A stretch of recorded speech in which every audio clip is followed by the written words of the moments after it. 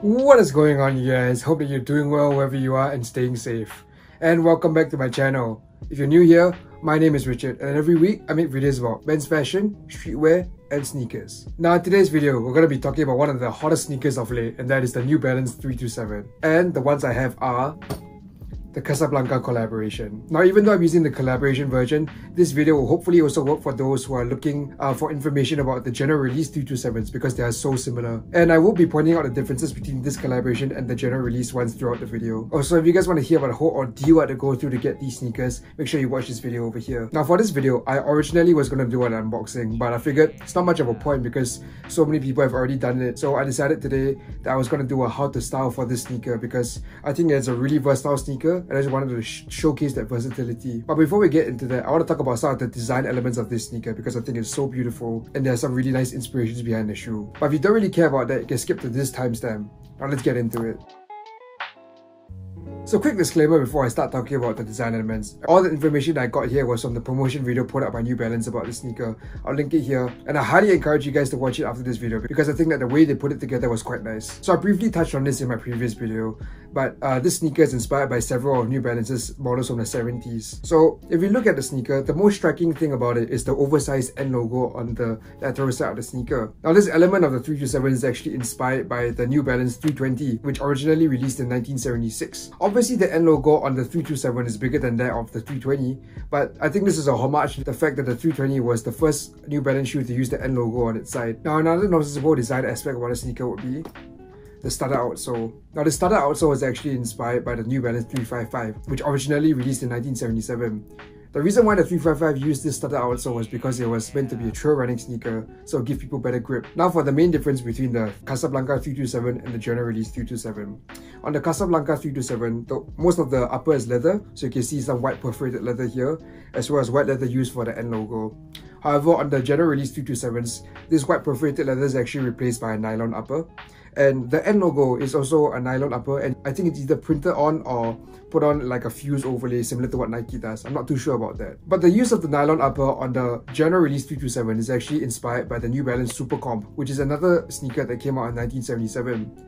Now the Super Comp actually used a polyester upper, and this was to make the shoe more lightweight, which is obviously important for running, and I think was considered quite revolutionary at the time. Also, if we look at the toe design of the 327, you can see these two parts that stick out from the overlay on the toe. I think this is inspired by all three of the 70 sneakers that I mentioned previously. Also, for the colorway for one of the general release 327s, which I'll put over here, it's a split colorway between blue and yellow and orange, and this is inspired by the colorways of the original New Balance 355s and the New Balance Super Comps. On the other hand, for the Casablanca colorways, you can see over here that I have the green colorway, and this green colorway is actually inspired by old school tennis uniforms. I think the influence of tennis will become more apparent when we think about one of the most recognizable sneakers of all time, the Adidas Stan Smiths. So like I said in my previous video, Stan Smiths are actually a tennis shoe, and you can see that the green and white color theme of the original Stan Smiths is also shown in this sneaker. For the other colorway, which is the orange colorway, it was actually inspired by sweet Moroccan oranges, which is a motif that Casablanca often uses in their clothing. Well, now that I've discovered some of the design elements of the 327, let's get into some of the looks I put together. Now before we jump into the looks, I want to apologize for the quality of the B-roll. You know, since we're under lockdown, I couldn't really film outside, and I had to find somewhere in my house where I could actually film. Unfortunately, due to the restrictions of the dimensions of the place, I couldn't really use horizontal video, so you have to bear with the vertical video. Also, this is my first time putting together outfits for summer weather in a really long time, so I'd appreciate if you guys would let me know what you think of the outfits in the comments below. Now on to the first look. For the first look, I really wanted to make use of a pair of white trousers because I feel that the sneakers are chunky enough to stand up to the white pant leg covering a bit of the sneaker, and also because they use white trousers to style it in the Casablanca promotional pictures. Therefore, this look is actually heavily inspired by the promotion pictures. So for the pants, I used this straight fit work trousers from Uniqlo U from the Spring Summer 20 collection, and it's in this cream colorway. Originally I wanted to use a pair of white trousers, but unfortunately I don't really own those, so I had to make do with these cream trousers, but I think they fit in pretty well. Next, for the tee, I made use of this Stussy cocktail tee. Now, the reason why I chose this tee was one, because of the graphic, and two, because of the really flowy nature, and that's because this shirt is made of 100% rayon. I felt that the flowy nature of the shirt, as well as the graphic, kind of fit in with the Casablanca vibes, because, you know, Casablanca has that cool 70s aesthetic, and I feel like the graphic kind of fit that, as well as the fact that if you look at a lot of Casablanca shirts, they're actually really nice and flowy and loose. And for the hat, it's nothing really special. It's just this bucket hat I picked up from ASOS a while ago. Now, I actually quite like this look, but I feel like it may have gone better with a lighter coloured shirt.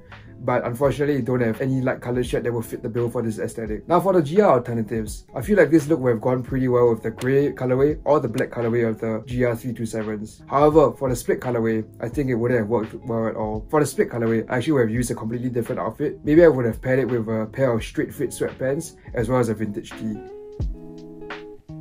Now for look number 2, I actually wanted to make use of a pair of slim pants because I feel that the sneaker is not too chunky, so you can kind of get away with it. I also want to make use of a pair of slim pants because I know a lot of people aren't really that much of a fan of the wide leg trousers, so I wanted to be able to make a fit that more people will enjoy. Lastly, I also wanted to contrast this fit with the previous one, so I made it a lot less loud. So for the pants, it's actually this pair of Obey flooded straggler pants. Now it's just a standard pair of trousers, you know, it's a slim straight fit. And this is actually one of my most worn pants. It's supposed to be cropped, but I'm quite short, so it doesn't really seem cropped when I wear it. For the overshirt, I use this Cuban short sleeve shirt from Uniqlo U from Spring Summer 20. As you can see, they have some pin tuck detailing down the front of the shirt, so yeah, I think it's a really nice detail. It makes it a lot less plain and more interesting.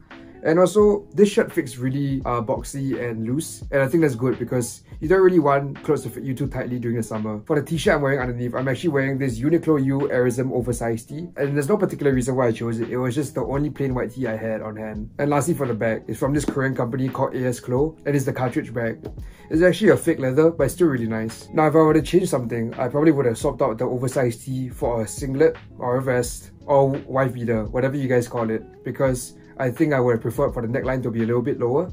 Also because I feel like if I wore this outfit outside, it would have been a little bit too hot. Now, I like the outfit itself, but I'm not too sure about how it pairs with the sneakers. I think it's because I kept the outfit so neutral that the colours of the sneakers maybe stand out a little bit too much. That being said, I feel like this outfit will work really well for the grey and black colorway of the 327s. However, for the split colorway, once again, I don't think it will work very well. For the split colorway, I would have paired it with a pair of maybe black slim nylon pants, as well as a more fitted tee, maybe in black or grey, to keep the whole outfit a bit more muted and let the shoe speak for itself. And that probably would have worked well for this colorway as well.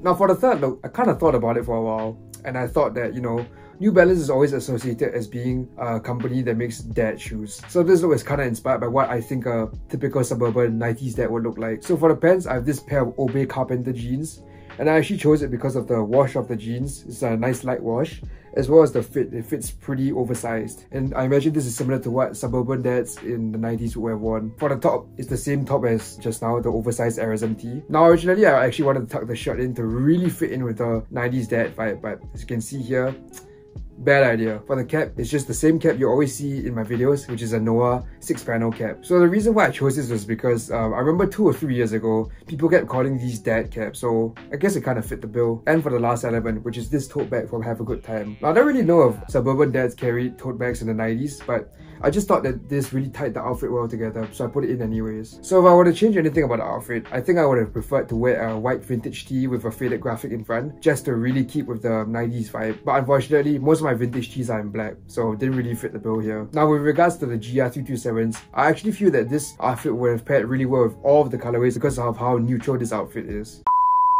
Alright guys, so I'm editing the video now, and I guess as they say, hindsight is 2020. I kind of realized that the fits are pretty mediocre in this video. I mean, to be honest, I like the first fit. The second fit's pretty bad, and the third fit, I mean, it's alright. So I just want to apologize for the mediocre content. Like I said earlier, I'm still trying to get used to dressing for summer weather. I'm going to be working throughout the summer to improve my outfits and to give you guys better content. So yeah, please bear with me guys. And I guess that brings us to the end of the video. So once again, please let me know down in the comments below about what you thought about my outfits. And if you liked the video, do remember to hit the like button. It really helps out the channel. And also, if you want to see more content from me in the future, make sure you hit the subscribe button down below. But until next time, see you and peace out.